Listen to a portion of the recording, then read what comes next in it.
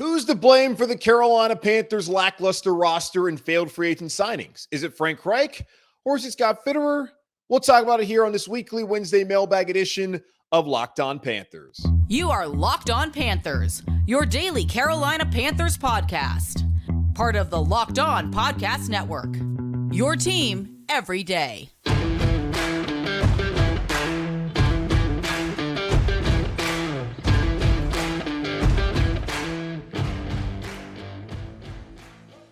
Welcome into another edition of the Locked On Panthers podcast, a part of the Locked On Podcast Network. I'm your host, as always, Julian Council, talking Carolina Panthers with you every Monday, Tuesday, Wednesday, Thursday, and Friday. Your team every day. That's our motto here on the Locked On Podcast Network. Subscribe or follow the show for free on YouTube or wherever you listen to your favorite podcast. And be sure to follow me, Julian Council, on Twitter at Julian Council, where on Wednesdays throughout the rest of the regular season, like today, I'll be answering your weekly Wednesday mailbag questions. Then once the regular season ends, we're back in off-season mode, I'll be back with the weekly Friday mailbag. But continue to at me or DM me over on Twitter to get your questions in for the weekly Wednesday mailbag here on Locked On Panthers. Today's episode of Locked On Panthers is brought to you by Game Time. Download the Game Time app, create an account, and use code LOCKEDONNFL for $20 off your first purchase. Last minute tickets, lowest price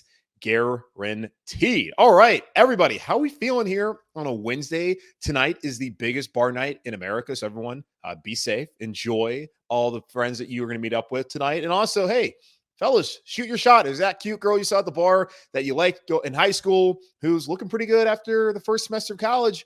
Go say, hey, what's up? Ladies, also do the same. Shoot your shot on this Thanksgiving as we get ready to spend some time with our friends and family this holiday season. So appreciate everyone listening to the show as you travel or as you just lounge in your house back home or wherever you are. Let's get into it, though. The weekly Wednesday mailbag here on the show. Some good questions that really made me think here this week on this episode. Let's start off with Jake, who has a question about Frank Reich and whether he really should be blamed for some of the issues here in Carolina, in particular the roster. He says a lot of people come to the defense of Bryce Young, saying he is a rookie, has no O-line, receivers can't get open, depending on his involvement in recruiting free agents. Can the same be said for Frank Reich, that he has just been given a hard-to-get results roster due to lack of talent?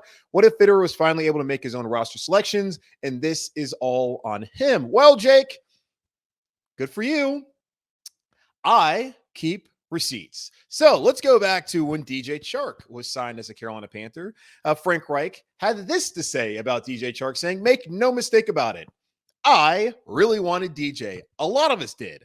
I've had my eye on him for a couple years now. I think DJ is a down-the-field threat. I think he's a very competitive, hardworking player. From all the intel that we've gathered, and if you look at his career, even though there's been some injuries along the way, he's consistently producing over 14 yards per catch, and that's not a mistake. You might do that for 1 year, but do you do it year in and year out? You need that in your offense, right? You need those chunk plays, and he's been a proven chunk play guy in his career. Well, as we've seen so far this season, that has not been the case. So Frank Reich wanted DJ Chark, but a lot of us wanted DJ Chark, and that's a common theme, that it's not just one individual that wants a player. It's multiple people signing off on that and the collaboration that the Carolina Panthers have prided themselves on. Now, there's also another player that we can look at that was a key free agent signing, especially on the offensive side of the ball. That's Miles Sanders. Let's go back to June, right around mandatory minicamp. Frank Reich had to say this about Miles Sanders. Miles has looked good. I mean, he's a three-down back. He can do a little bit of everything. He's explosive. He's fast. He's really got good vision and patience. Really smart on third down when he has the block. He's a willing blocker. Great teammate. Really, that signing was a really big signing for us. We knew it, but now we really know it. So that's not necessarily saying that he wanted Miles Sanders. When you look at Miles Sanders signing the biggest running back contract of the 2023 free agency and seeing that Deuce Staley is the assistant head coach and running backs coach here in Carolina, it's hard not to put that on Reich, on Staley, and this coaching staff wanting the running back. But you also got to blame Scott Fitterer for doling out that contract when a lot of teams, really the majority of the teams in the league, were just kind of not feeling paying a running back as much as the Carolina Panthers are paying them. Now, two other big ones were Hayden Hurst, who fits what they wanted to do. At least we thought he fit what the Carolina Panthers wanted to do. That has not really been the case. Missed last week of a concussion. Maybe we'll be back on Sunday. And then Adam Thielen, who has been a resounding success. So looking at least the chart quote, very clear. Frank Reich wanted DJ Chark. We even talked about this in the past about Jonathan Mingo. There was a player who really wowed the coaching staff, in particular Sean Jefferson, the wide receiver coach here in Carolina during the top 30 visits. And we found out that player was Jonathan Mingo, who has done not very much, but he's a rookie. But still, you would like to get some better returns from a second-round pick who this staff really liked and thrusted into the starting lineup as we started the preseason and kept him there heading into week 1. And we've yet to see that. So this is where I go back to saying, yeah, Scott Fitterer clearly has not done a good enough job. You look at the draft classes, whether it was him or Rule, does not matter. What he's been a part of so far in Carolina has not been a winning product. And he is instrumental in putting together the roster here in Carolina. It's literally his job. So while not every single move might have been one that he necessarily was at the forefront, he still has his name attached to those moves. So while Frank Reich and the coaching staff absolutely should be blamed, Scott Fitterer, he can't hide from this. He's a GM. These are players that he listened to, them, went out and got, and he decided this is the kind of money I want to give these guys. And he's also maybe someone who didn't push back and say, you know what, I don't know if that's the right thing for the organization. So it's not just on Scott Fitterer. It's also on Frank Reich. It's on everyone involved. And that's why I maintain that it's only a matter of time until all of them are out of the building there on 800 South Mint Street in Uptown Charlotte. And here's another question from another Jake. We got 2 Jakes to start off the show. And I knew this one was going to happen, the second one, but he asked, should the Panthers have hired Sean Payton? Broncos seem to be turning things around. Well, we discussed it a lot. The Saints were not going to trade Sean Payton for cheap to a division rival in the Carolina Panthers. And you saw what the Panthers did to go get a quarterback. So it didn't really feel like that was ever going to be a realistic option for Carolina. Even back this time last year when discussing it, I never felt like it would happen. And things didn't turn out very good at the beginning for the Broncos. Now things have turned around for them. So good for Denver, but I don't really think there's some buyer's remorse that, oh, wow, you didn't get Sean Payton. Now, your second question, without fail, every time a good player gets cut, someone asks me, hey, should the Panthers be in on that deal? As Scott Fitterer told us, he would be in on every deal. And we've seen where that's gotten him in the organization thus far. Shaq Leonard, a surprise cut. He was waived by the Colts on Tuesday, his day off. He was passing out turkeys to families up in Indianapolis on Tuesday evening. And he was saying, yeah, I had a meeting with the Colts. They told me I'd be active. And then today on my day off, well, I got cut. Definitely did not see that coming. And a lot of people across the league did not see it coming. Apparently, he's been very vocal about his lack of playing time. There's another linebacker for the Colts. He did not play against Panthers. Forget his name. He was leading the, I think it was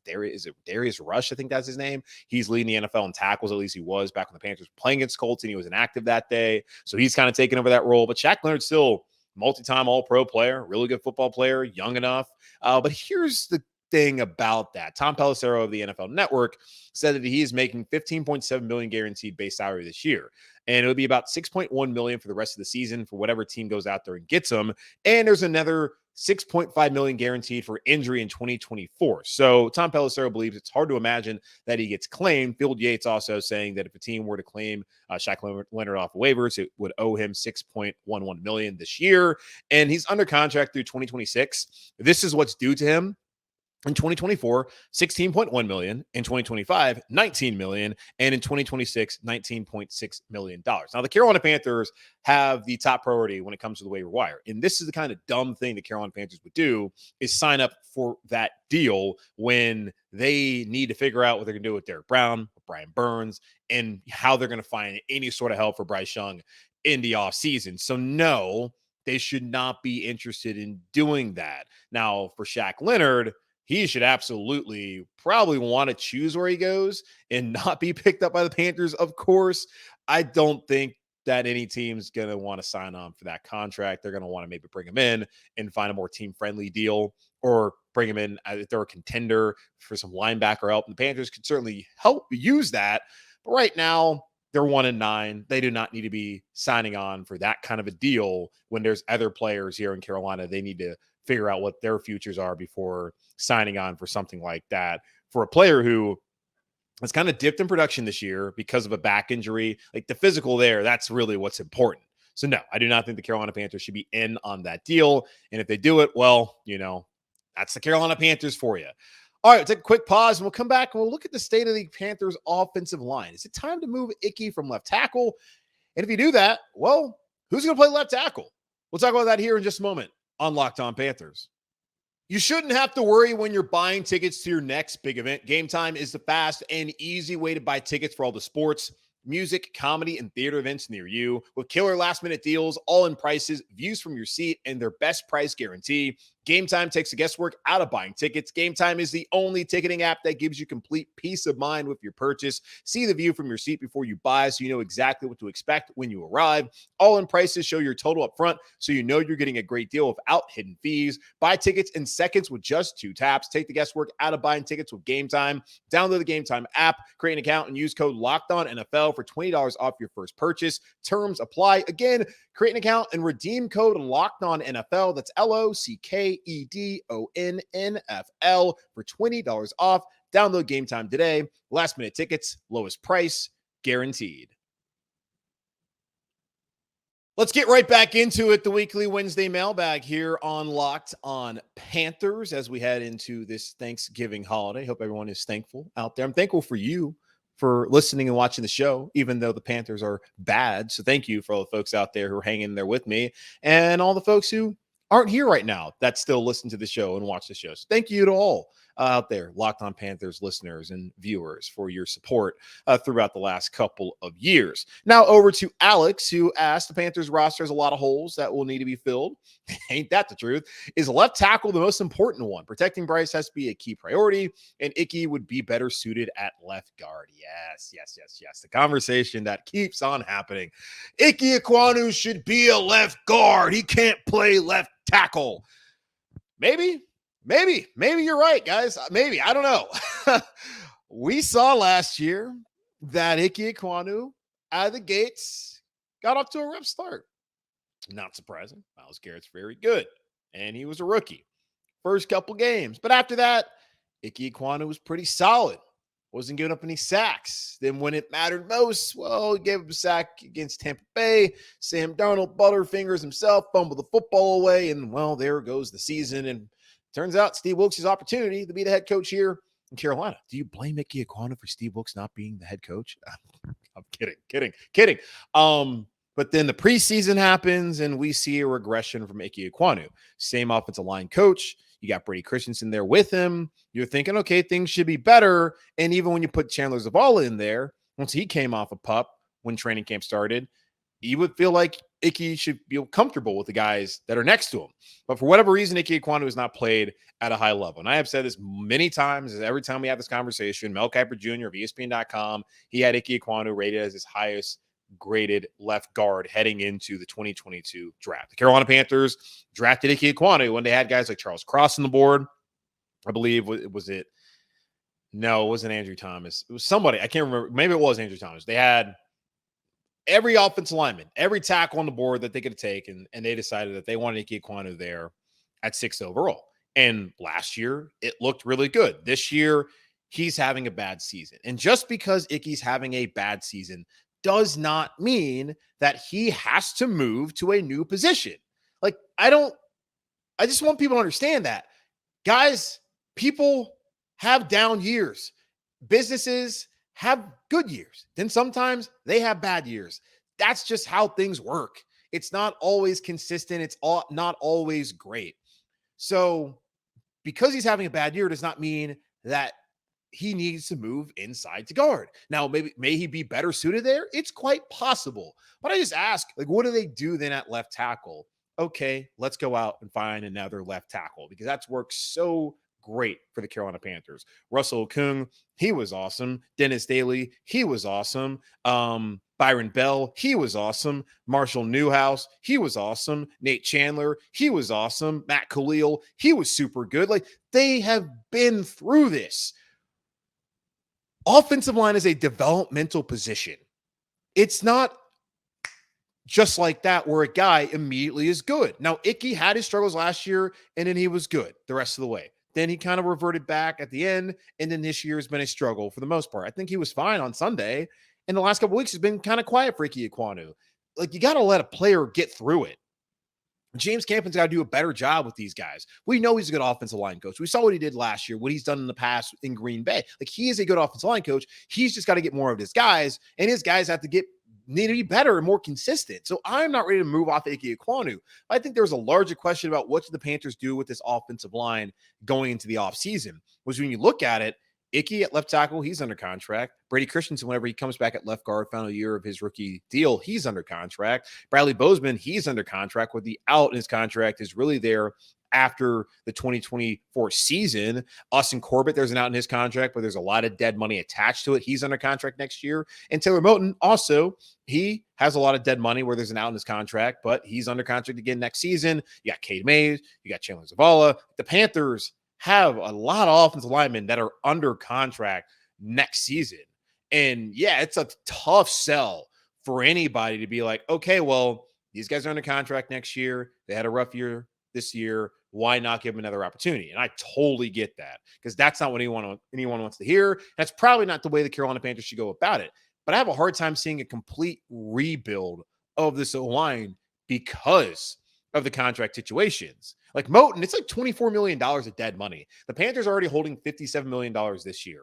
They cannot be in another situation going to next season where it's a bunch of dead money. And if they do that, then they're just going to have to eat it for a couple years instead of putting themselves in a situation year after year where they have $50+ million of dead money.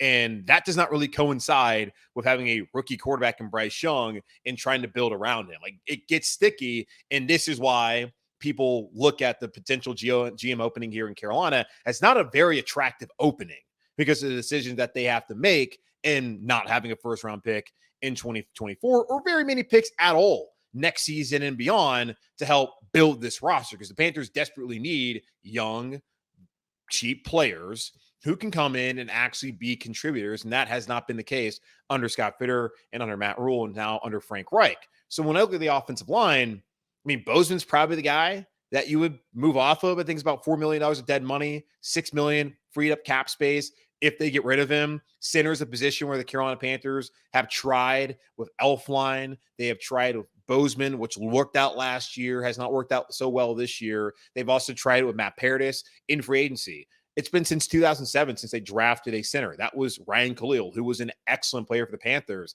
It may be time, maybe in the second round or the third round, for the Carolina Panthers to go back and draft a center, because that's just a position you don't see a ton of movement, especially from the top guys, just knowing how important it is with the relationship with the center and with the quarterback and when it comes to protections and communication on the offensive line. So with Ickey, okay, you move him to left guard. Who's going to play left tackle? And then what happens with Brady Christensen, Austin Corbett, do you bring him back?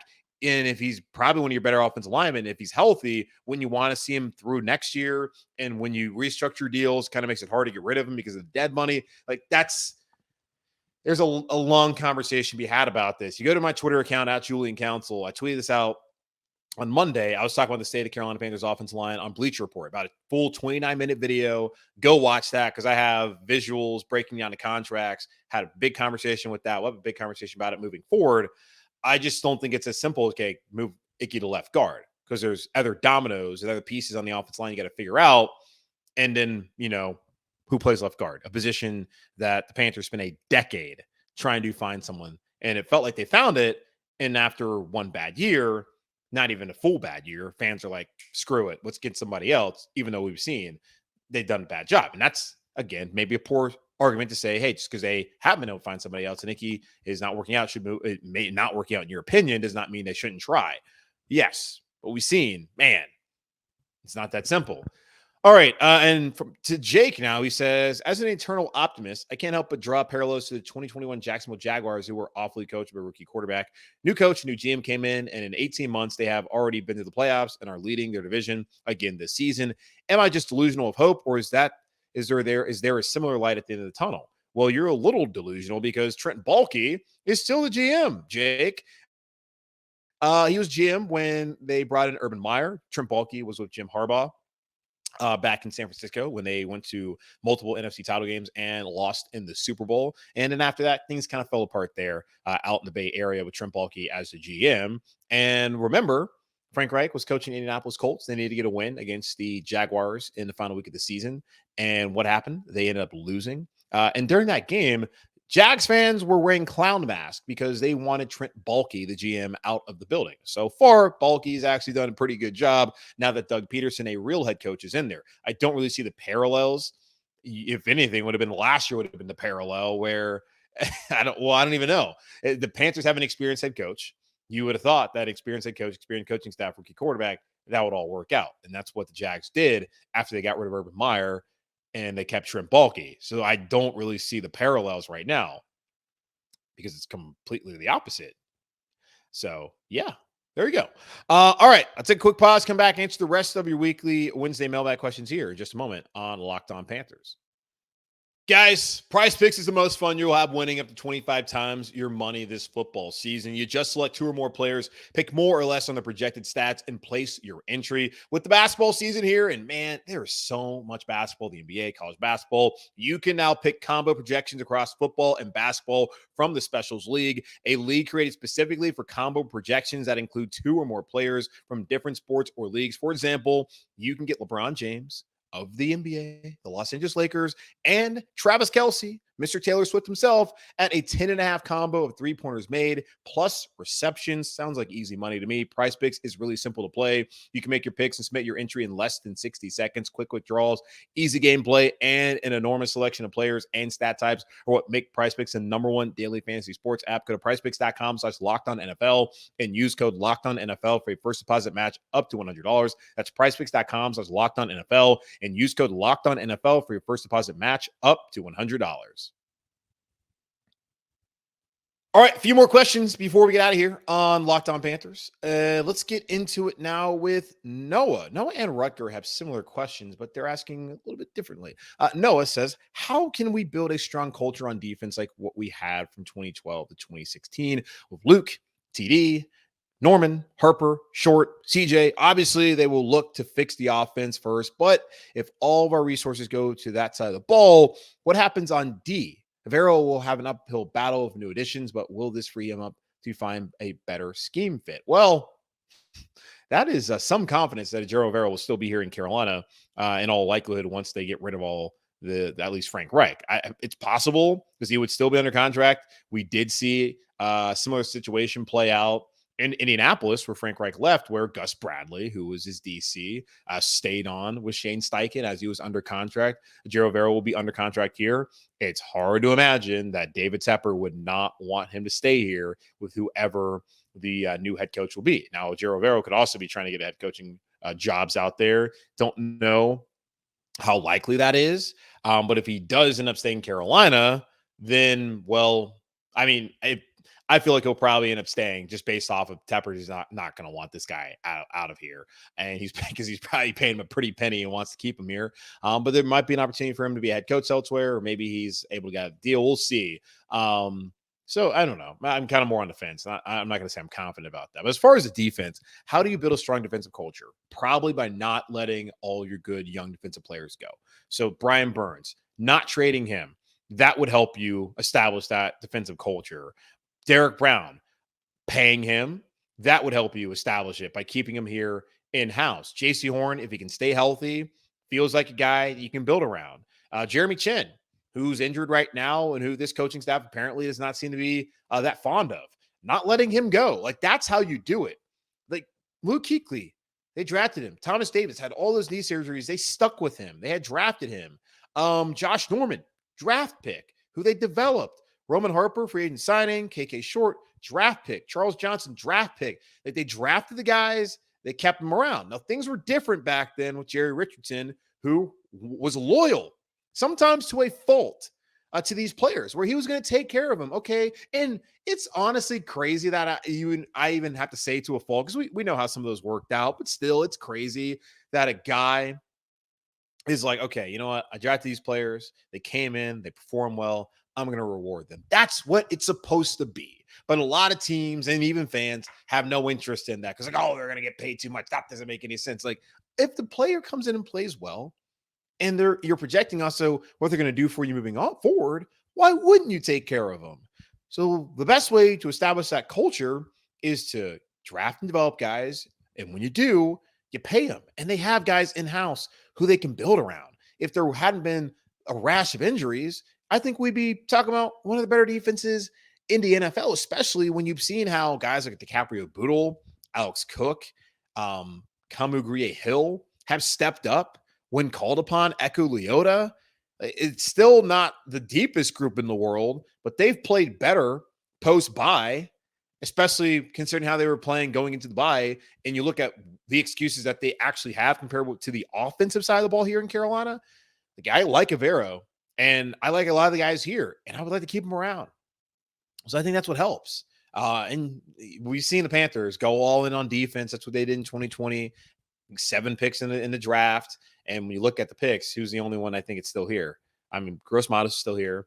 But Derek Brown, first round pick's really the only one that's hit. So yeah, like they spent time doing that, trying to fix the defense. I understand why they did it. You saw so many guys that left, whether it was on their own accord or the Panthers just weren't willing to keep them because they were aging players.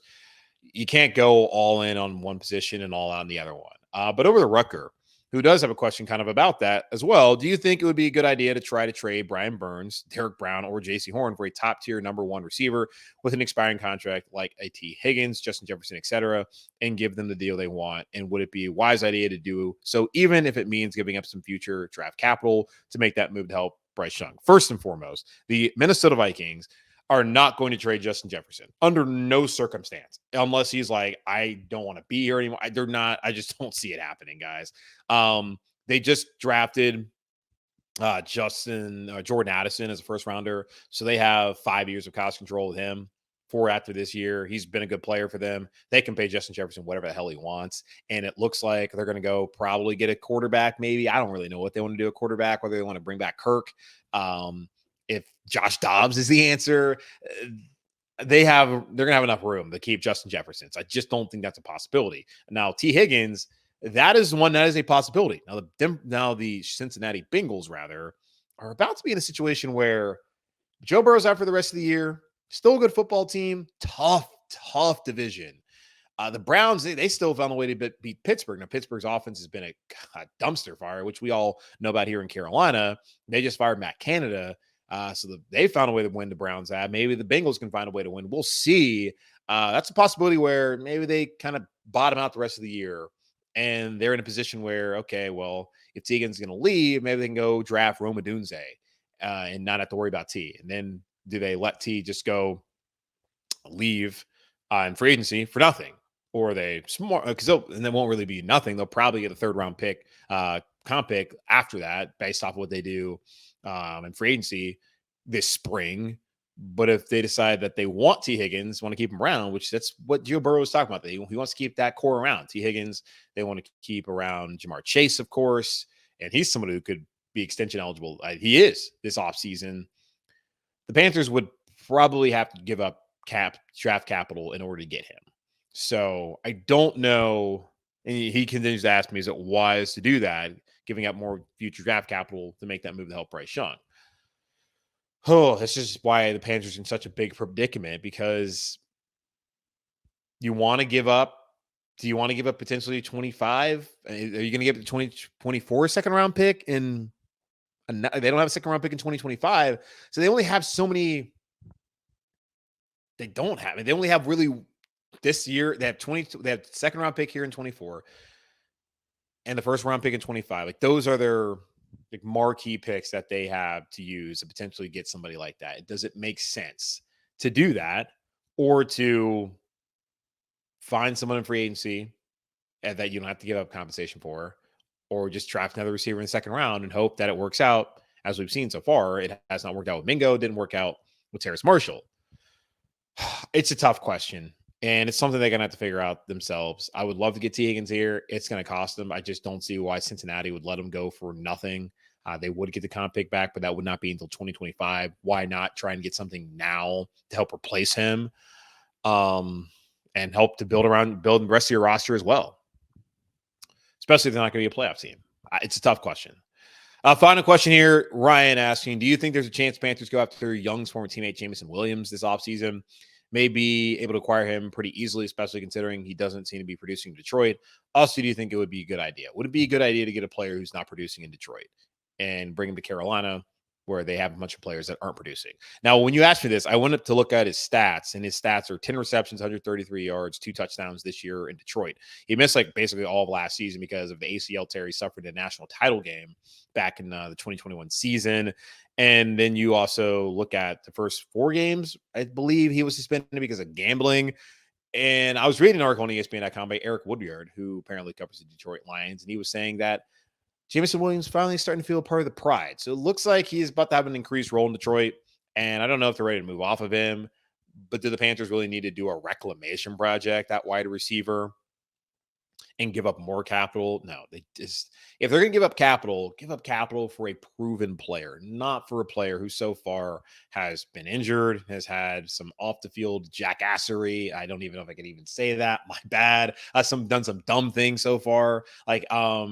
That's my question. So I just don't think that's really going to happen. And I don't really think that's something they need to go target. And just because he played with Bryce doesn't mean that that's who you need to go get. Just go get good players. All right, that's going to wrap up this edition of the Locked On Panthers podcast, part of the Locked On Podcast Network, hosted by yours truly, Julian Council. Again, y'all, make sure to subscribe or follow the show for free on YouTube or wherever you listen to your favorite podcast. And be sure to follow me, Julian Council, on Twitter at Julian Council, where I will be back with you next Wednesday, answering your weekly Wednesday mailbag questions. Either at me or DM me to get those questions in right now. But in the meantime, be safe, be happy, be whole, have a happy Thanksgiving. And as always, keep pounding. And on Thanksgiving, I'm still working, y'all. No, I'm going to record the show before, of course, but I'm going to have a crossover Thursday with our friend over at Locked On Titans, whose name is escaping me right now, but we'll talk to him on crossover Thursday here on Thanksgiving on Locked On Panthers.